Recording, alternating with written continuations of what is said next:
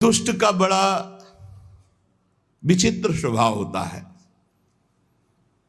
सुनहु असंतन केर स्वभावु, भूले हूं संगति करिय नकाऊ। दुष्ट का स्वभाव सुनो, असंतों का स्वभाव सुनो। ये लक्षण बताए जाते हैं, जिनमें लक्षण हो दुष्ट है उसका कभी संग नहीं करना चाहिए। तिनकर संग सदा दुखदाई, जिम कपिल ही घालई हरिहाई। जंगली गाय सीधी गाय को जैसे मार डालती है, ऐसे दुष्ट पुरुषों का संग जो साधु स्वभाव के जन होते हैं उनकी हानि कर देता है। ऐसे दुष्ट पुरुषों का कभी संग न करे। खलन हृदय अति ताप विसेखी, जरहि सदा पर संपत्ति देखी। ये दुष्ट लोगों का एक स्वभाव होता है, वो दूसरे को सुखी देखकर, संपत्तिवान देखकर इनके हृदय में बड़ी जलन पैदा होती। दुष्ट का स्वभाव होता है कि हम भले भूखे रह जाएं लेकिन इनको नहीं खाने देंगे। वो बड़ा दुष्ट इसीलिए, उसकी भी महिमा है अपनी। दुष्ट की दुष्टता की महिमा है, साधु की साधुता की महिमा है। तो जरहि सदा पर संपत्ति देखी, जहां कौ निंदा सुनई पराई, हर सई मनो परिनिधि पाई।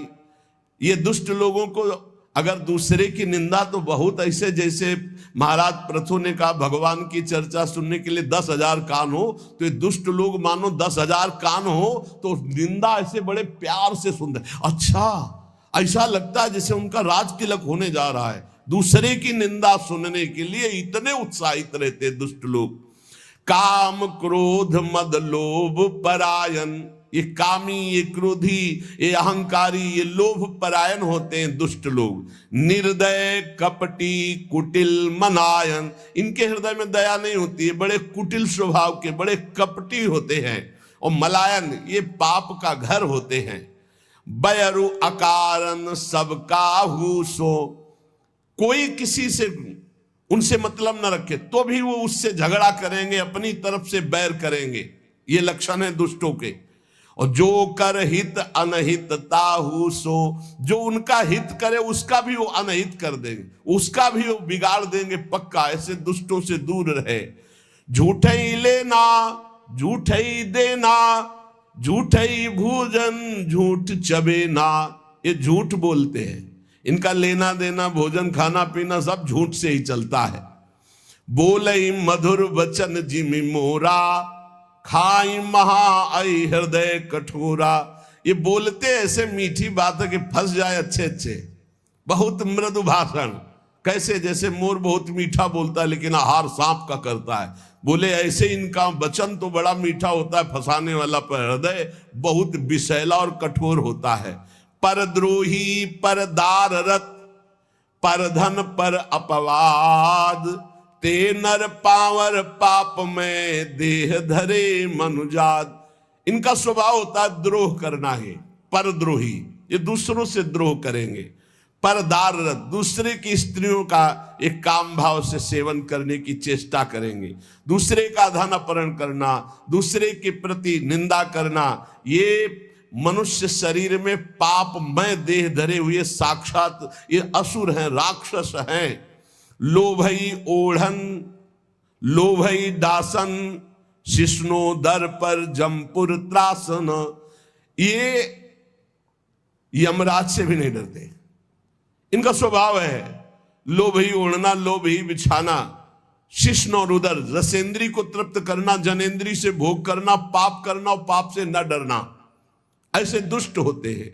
काहू की जो सुने बड़ाई, श्वास ले जन जूड़ी आई। अगर किसी की बड़ाई से तो अघा के ऐसे सांस लेते हैं मानो जैसे बुखार में आदमी नहीं, जूड़ी में। ऐसे इनको बुरा लगता है कि इसका अच्छा क्यों हो रहा है, इसकी यश कीर्ति क्यों हो रही, कैसे यश कीर्ति नष्ट हो, कैसे इसका सुख नष्ट हो।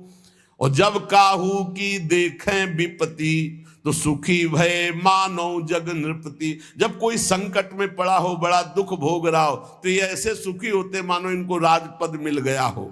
स्वार्थ रत परिवार विरोधी, लंपट काम लोभ अति क्रोधी।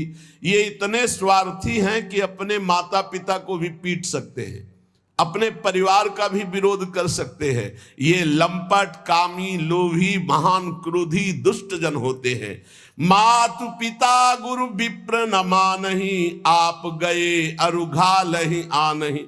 ना माता पिता की सेवा, ना गुरु की आज्ञा, ना ब्रह्म ऋषियों का सम्मान। ये ऐसे नीच होते कि इनका अगर संग कर ले तो वो भी नष्ट हो जाए। करहि मोह बस द्रोह परावा, संत संग हरि कथा न भावा। ये अज्ञान के कारण सदैव दूसरों को कष्ट देते रहते, द्रोह करते रहते। इन्हें संत संग अच्छा नहीं लगता, भगवान की कथाएं कभी बैठकर नहीं सुनेंगे। अवगुण सिंधु मंदमति कामी, वेद विदूषक पर धन स्वामी। ये अवगुण के समुद्र है, कहां तक वर्णन करें। जैसे समुद्र था ऐसे ये दुष्ट लोगों के अवगुण अथाह हैं। और ये मंद बुद्धि कामी वेदों की निंदा करते हैं, शास्त्रों की निंदा करते हैं, संतों की निंदा करते हैं। दूसरे का धन कैसे अपहरण हो, हर समय इनके यही दिमाग में चलता रहता है। विप्रद्रोह परद्रोह विशेखा, दंभ कपट जिय धरे सुबेसा। बड़ा शांत स्वच्छ एकदम वेश धारण किए होंगे, हृदय बड़ा इनका मलिन होगा। ये संतों का ब्रह्म ऋषियों का अपमान करना, दंभ कपट हृदय में धरकर दूसरों को लूट लेना, ऐसा मुंह बना करे कि मानो इनसे भोला कोई है नहीं। बोले ये ऐसे बोलते हैं मधुर, ऐसा व्यवहार कि ऐसा लगेगा कि पक्के दगाबाज। बोले अवगुण सिंधु मंदमति कामी, वेद विदूषक पर धन स्वामी। दूसरे के धन का पर। विप्रदोह पर दोह विशेखा, दंभ कपट जी धरे सुवेशा। ऐसे अधम मनुज खल, सतयुग त्रेता नाही। द्वापर कछुक ब्रंद, होई हैं कल युग माही। बोले ऐसे सतयुग और त्रेता में नहीं थे, द्वापर में ऐसे छुटपुट, कलयुग में प्रायः ऐसे ही मिलेंगे। कोई छुटपुट हो धर्म से चलने वाला तो बात अलग है, नहीं प्रायः ऐसे मिलेंगे। भ्रमण कर रहे थे तो एक जगह की बात है, एक व्यापारी चला तो उसके पीछे कुछ लग गए। इसके ऐसी सीआईडी उनको मिली होगी धन के लिए। शाम हो रही थी, वो बहुत विवेकी था। वो एक थाने पे गया, बताया मेरे पास इतना धन है, आदमी हमारे पीछे लगे हैं, रात्रि निकल जाने पर आप हमें सुरक्षित वहां तक पहुंचा दीजिएगा। जो इतना धन की बात सुनकर, उस समय ये 40 वर्ष पहले की बात, ये घटना है, ये कोई कथा हम नहीं सुना रहे, जब भ्रमण कर रहे थे तब की बात है। भ्रमण में बड़े बड़े दृश्य, बड़े बड़े अनुभव सब होते रहते हैं। उन्होंने कहा कि आप लेकर के सो नहीं सकते, आप बाहर सोइए। ऑफिस के बाहर खपरेला पड़ा था और अर्थ रख लिया और कहा सुबह हम आपको गाड़ी से सुरक्षित पहुंचा देंगे। तो उसने कहा हम कुछ भेंट दे देंगे आपको भी। कहा भेंट की आवश्यकता नहीं। वो सो गया, उसके लिए बिस्तर लगाया था। जहां 10 बजे रात्रि के तो बड़ा भारी पीपल का वृक्ष था, उसमें जाके चढ़ के बहुत प्रवीण था वो। और मदिरा का पान किए उसका लड़का आया तो सोचा कौन खुलवावे ऑफिस। बाहर देखा तो बोले पता नहीं आज पापा ने बाहर क्यों सैया लगाई, बस लेट गया और ऊपर चद्दर ढक करके सो गया। और रात्रि में जो विधान होना था वो विधान हुआ, गायब, पूरा सिस्टम गायब। हत्या करके उसको गायब बिल्कुल, क्योंकि कोई उस समय सीसी कैमरा या मोबाइल भी नहीं चलते थे, न मोबाइल चलते थे न सीसी कैमरा। अब तो रोज का रोज आधुनिकता बढ़ती जा रही। सुबह हुआ, पेड़ से उतरा और जो वहां के थे ऑफिस, उनको साथ लिया कि आप हमारे साथ रहिए। और गए, बोला सर पैसे, होश उड़ गए। तू कहां था? बोले सर पीपल के ऊपर था। बोले वो आपका कोई आदमी होगा, वो आके सो गया था और पूरा दृश्य हमने देखा है। उनके हक से हुआ कि वो तो मेरा ही लड़का था। सर पैसे, अपना पुत्र खोया, अपना पद खोया, जीवन भर के लिए कारावास हुआ, केवल पर धन स्वामी, दूसरे के धन का अपहरण करने की वृत्ति। बोले ऐसे सतयुग त्रेता में नहीं होते थे, द्वापर में कबूतर शरण आ गया तो उसके लिए अपने पूरे शरीर का मांस दे दिया, और यहां शरण में आए हुए कि हत्या करके धन अपहरण की बात। बोले कलयुग में ऐसे बहुत होंगे, बहुत सावधानी की। तो ऐसा ही था वो नवाब दुष्ट स्वभाव का। अब उसके यहां भेजा रसिक मुरारी जी को कि आप जाओ दुष्ट के पास। रसिक मुरारी जी जे भी चले तो उनके जो शिष्य जन थे उनको बड़ा भय हुआ। रसिक मुरारी जी के शिष्य जो थे वो नवाब की ही सेवा में कुछ पदरत थे, मुनीम जिसे कहते हैं, मुंशी मुनीम आदि पदों पे। उन्होंने देखा कि गुरुजी जा रहे हैं तो भारी अपमान कर देगा गुरुजी का, हो सकता है जान पर भी बात आ जाए, मरवा डाले। अधिक प्रीति मन भाव संदेहा, जब अधिक प्रेम होता है तो फिर महिमा भूल जाई जाती है, लगता है इनकी रक्षा हो। बहुत प्रेम में बहुत एक अद्भुत महिमा होती है कि वो ज्ञान का अपहरण कर देता है। ईश्वरी महिमा का याद नहीं, अगर ईश्वरी महिमा रहेगी तो प्रेम में बाधा पड़ जाएगी। प्रेम में सिर्फ हमारे प्रीतम, हमारे गुरुदेव, इनकी रक्षा होनी चाहिए। रसिक मुरारी जी ने उन लोगों से कहा तुम डरो मत।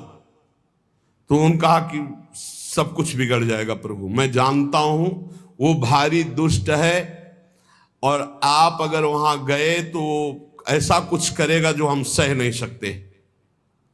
उन्होंने कहा संतों की चरण सेवा की है, गुरुदेव की सेवा में जा रहे हैं, वैसे तो अमंगल होगा नहीं, अगर हमारे प्राण भी निकल जाए तो मंगल ही होगा। मुझे अपने गुरु की सेवा में कदम पीछे नहीं हटाना। तो उन्होंने कहा कि 2-4 दिन आप रुक जाइए, बात हम सब संभाल देंगे, 2-4 दिन आप छिप जाइए और वहां मत जाइए। रसिक मुरारी जी ने कहा कि तुम चिंता मत करो, तुम प्रेम के कारण भयभीत हो रहे हो। रसिक मुरारी जी को 3 दिन उन्होंने जबरदस्ती प्रेम से विवश करके अपने पास रखा। फिर आदेश आया कि सुना था कि रसिक मुरारी जी आ रहे, नवाब का आदेश आया अपने मुंशियों के पास। वो अभी तक हमारे पास नहीं पहुंचे, उनको ये भी पता था कि ये लोग उनके शिष्य हैं। सुनी आए गुरुवर कही ल्याओ मेरे घर देखो, करामात बात यह ले सुनाई है। कहो आनी अभू जाऊं चलो उन्मान देखें, चले सुख मानी आयो हाथी धूम छाई है। छोड़ी के कहार भाज गए ना निहार सके, आप रस सार बानी बोले जैसी गाई है। बोलो हरे कृष्ण कृष्ण छाणो गज तम तन, शनि गयो ही ये भाव देह सो नवाई है। जब नवाब ने ये सुना कि 3 दिन तक हमारे भय से इन मुनीमों ने उनकी रक्षा की है रसिक मुरारी की, तो उन्होंने बुलाया उनको और कहा तुम्हारे गुरुवर आए हैं हमसे बात करने के लिए और अभी तक पहुंचे नहीं, यहां तुमने रोक लिया 3 दिन तक, हमारे पास सब गुप्तचर के द्वारा खबर है, जाओ अपने गुरु को लिवा के लाओ, मैं देखता हूं कितना करामाती है वो। नवाब ने जब ये बात कही तो रसिक मुरारी जी ने कहा कि तुम भयभीत मत हो, मैं भी देखता हूं कैसा दुष्ट है। आज तक तो हमने दुष्ट के दर्शन नहीं किए, साधुओं के दर्शन किए हैं, आज दुष्ट के दर्शन करने का हमें गुरुदेव के द्वारा, तो आज मैं देखूंगा कि दुष्ट किसे कहते हैं। तुम चिंता मत करो, उसमें जितनी दुष्टता भरी गुरुदेव के प्रताप से उतनी साधुता तो देखते हैं आज साधुता विजयी होती है दुष्टता। उसको अंदाज भी नहीं है कि दुष्टता से बढ़कर के कितनी साधुता होती है। नवाब ने कि मुंशीजन जो है ये समझे कि बड़े सम्मान से बुलाया, इसलिए कार भेजा था, पालकी भेजी थी। वो सब घबरा रहे थे कि षड्यंत्र है, ये बड़ा इतना दुष्ट, ये ऐसी कैसे श्रद्धा कर सकता है। और कहार सब उसी राजा के, पालकी राजा की तरफ से। रसिक मुरारी जी गुरुदेव के चरणों का ध्यान करके बैठ गए पालकी में। वो पहले से तैयारी की गई थी। हाथी को मदिरा पिलाकर मत वाले हाथी को बार बार वेद कर गुस्सा कर दिया गया था। कहार वहीं पालकी सामने ले गए जहां मत वाला हाथी आ रहा था, दहाड़ता हुआ, चिघाड़ता हुआ। पालकी छोड़ी और भाग गए। हाथी के सामने कोई टिकना, पर आप बिल्कुल विचलित नहीं हुए। बड़ी चेहरे पर शांति है, कोई भय नहीं, मुस्कुराहट है। हाथी मतवाला चिघाड़ता हुआ आ रहा है, महावत बार बार अंकुश कर रहा है। नजदीक गए, ऐसे हाथ फेर दिया, कृष्ण कृष्ण कृष्ण बोलो, कृष्ण कृष्ण बोलो। और देखो तुम भगवान के अंश हो, तमोगुण स्वभाव धारण करके तुम हाथी योनि में हो। तुम्हारा हाथी स्वरूप नहीं, तुम तो भगवद अंश हो। ये क्रोध करना तुम्हें उचित नहीं है। ये तामसिक स्वभाव छोड़ो और कृष्ण बोलो, कृष्ण बोलो, कृष्ण बोलो। घुटने टेक दिए हाथी ने, मस्तक रख दिया रसिक मुरारी जी। और वो अपने महल की छज्जे से देख रहा था राजा बादशाह। देखते हैं ये मत वाला हाथी कैसे मारता है। ये जो आ रहे हैं इनके गुरु, देखते हैं इनमें क्या चमत्कार, क्या सामर्थ्य। आज हाथी के पैरों तले कुचलाकर इनको मार डालेंगे। रसिक मुरारी जी ने कहा कृष्ण कृष्ण कहो, कृष्ण कृष्ण कहो। घुटने टेक दिए हाथी ने, मस्तक रख दिया, ये है। और धीरे शब्दों में कहा तुम हाथी नहीं हो, तुम भगवान के अंश हो, भगवान के दास हो। तुम्हें तमोगुणी स्वभाव उचित नहीं है, तुम अपने स्वरूप में आओ। हाथी को उपदेश दिया तो हाथी घुटले टेक दिया। और केवल घुटले ही नहीं, बहे द्रग नीर देख होए गयो अधीर आप, कृपा करि धीर कियो दियो भक्ति भाव है। कान में सुनायो नाम, नाम दे गोपाल दास, माला पहिराई गरे प्रगट्यो प्रभाव है। दुष्ट सिर मोर भूप लखी हुई ठोर आयो, पाए लपटायो भयो हिये अति चाव है। निपट अधीन गांव केतिक नवीन दिए, लिए कर जोरी मेरो फल्यो भाग दाव है। रसिक मुरारी जी के चरणों में सर रख दिया उस मत वाले हाथी ने और अश्रु प्रवाह करने लगा। अत्यंत प्रेम से ऐसे दुलार कर रहे रसिक मुरारी, और चरणों में ऐसे मस्तक रखे अश्रु प्रवाह कर रहा है। तब आपने भक्ति का उसके हृदय में दान किया। और संतों के पास तुलसी की माला रहती है, तत्काल बड़ी माला जो 108 वाली गले में से बांधी, मानो शिष्य बना दिया। कान में भगवान नाम दिया, गले में माला बांधी और कहा सुनो तुम्हारा नाम गोपाल दास है आज से। मतवाले हाथी को चेला बना लिया। अरे जब मतवाले मन को चेला बना लेते संत जल, तो हाथी क्या है? सबसे बड़ा मतवाला हाथी मन है, किसी की कोई भी अंकुश बात नहीं मानता।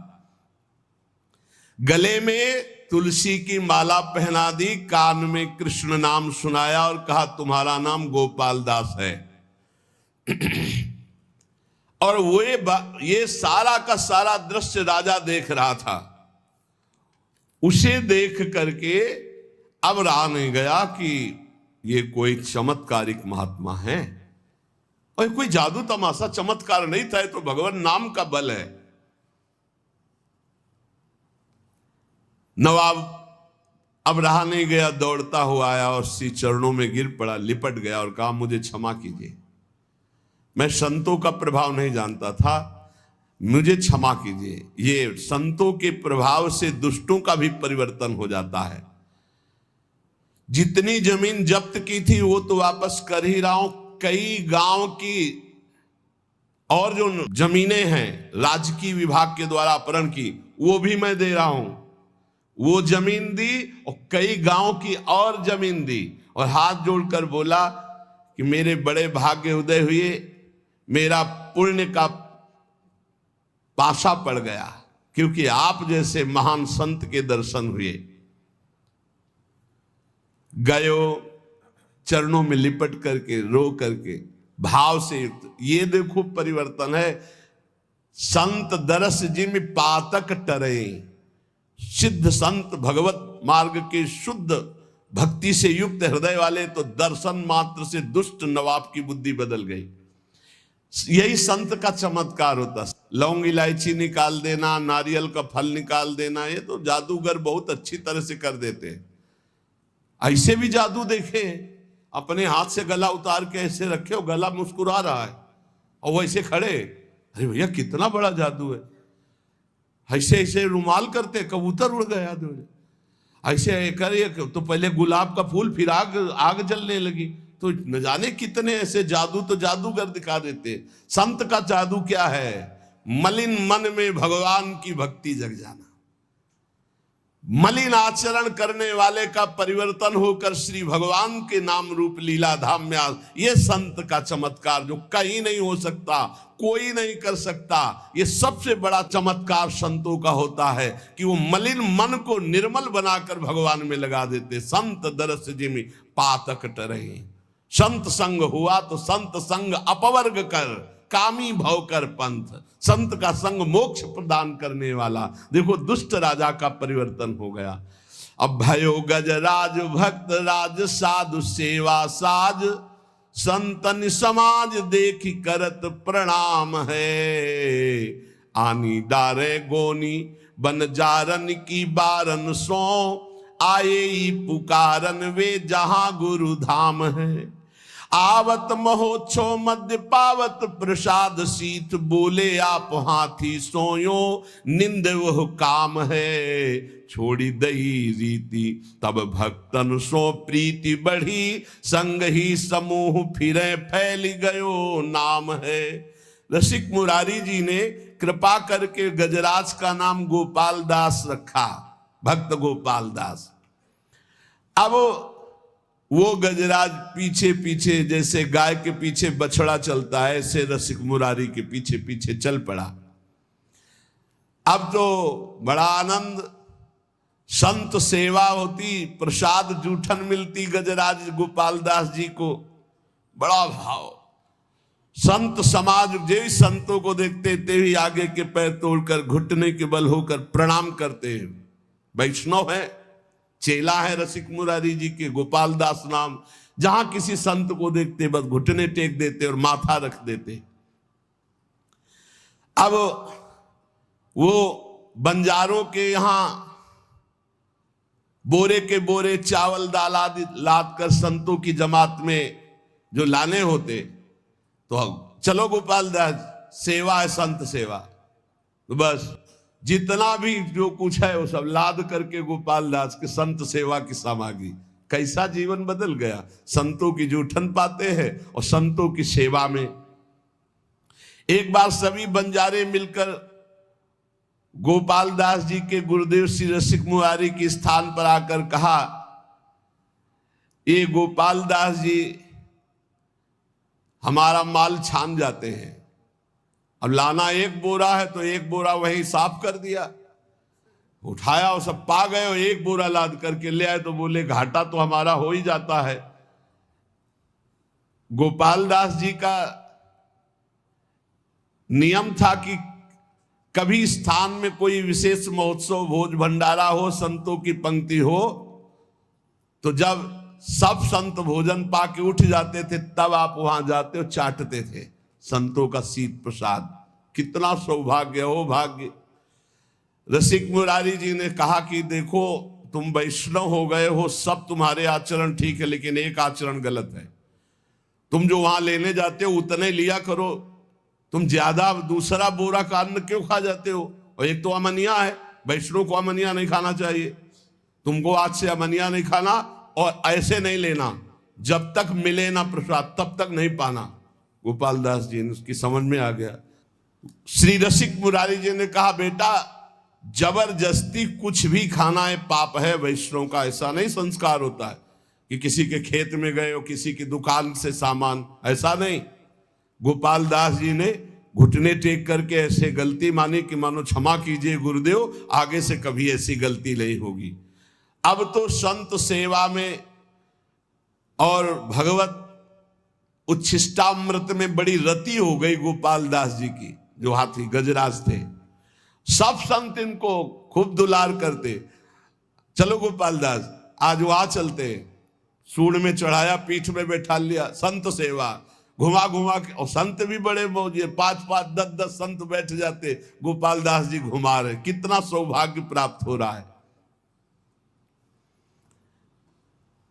गोपाल दास जी का संत सेवा का बड़ा चाव, जैसा संत आदेश करते वैसा ही करते। ये कोई बड़े भाग्यशाली जीव होंगे जो ऐसा सौभाग्य प्राप्त हुआ। नहीं, संत सेवा में अनुराग होना बड़ा कठिन है। कोई संत कहते भाई गुरु भाई गोपाल दास आज फूल गोभी पाने का मन है। गए बाजार में, गए फूल गोभी की तरफ सूंड करते ऐसे, और जब उसकी तरफ देखते तो चाहे श्रद्धा हो चाहे ना हो, बड़ा तिलक लगा रहता था, कंठी बंधी हुई, और जो एक फूल गोभी देता फौरन अपने पास रख लेते, खाते नहीं। जो संत कहते वो मांग के लाते भिक्षा की तरह। दुकान में खड़े हो गए, अमुक सामान की तरफ सूंड करते, तो उसकी हिम्मतें डोल जाती अपने आप, तो उनको जो देते वो ला के संतों को पवाते। यदि कोई जरा सा आनाकानी करता तो जो ही हुंकार मार के सूंड ऐसे करते तो हाथ जोड़ के खड़ा हो जाता, सामान ला के संतों को पवा। हाँ, संतों के मुख में जाना है। जैसे हरिपाल जी का चरित्र आता था, भाला लेके खड़े होते थे, जिसको धनी को देखते भाला ऐसे केवल दिखाते थे, और सब लेकर के संत सेवा में लगाते थे, संतों को पवाते। आप पिस्तौल दिखाकर मत संत सेवा कर लो। उनकी निष्ठा, उनका उस समय भाव बहुत जोर का था। सूंड फुनकार करके फटकार दे देते, डर जाता। कभी गोपाल दास जी से जैसे संत कहते कि हमारा चला फट गया है, लंगोटी कमजोर हो गई, जाते कपड़े की दुकान में सूंड रखते मार्किन में।